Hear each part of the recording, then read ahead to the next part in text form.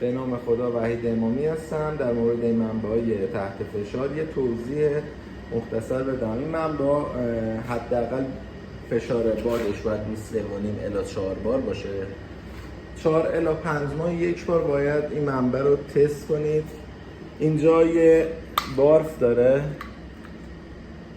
از اینجا تست انجام میشه و باد میزنید به سیستم.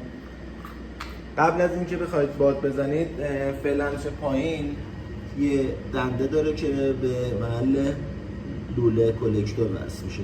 اینو باید حتما باز کنید که وقتی باد میزنید آب داخل منبع کاملا تخلیه بشه. در صورتی که اینکه اگر این منبع سوراخ شده باشه، از قسمت بالا این بارف وقتی فشار بدید آب خارج میشه. اگر آب خارج شد این منبع تویوبش سوراخ شده. برای تعویض تویوب این پایین یه فلنچ داره، فلنچ باز میشه که من اینجا یه دونه‌شو باز کردم، داخلش یه تویوبه که تویوبش هم خارج کردم که مشاهده میکنید زنگ زدگی داره.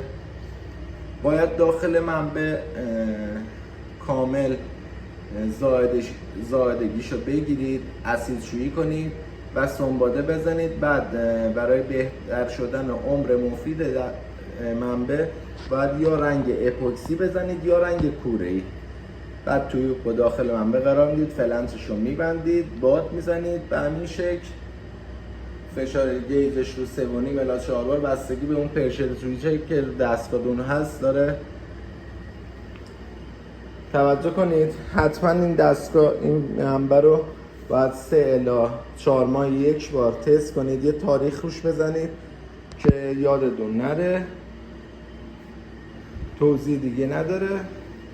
با تشکر ممنونم از لطف تمام فالوورهای عزیز.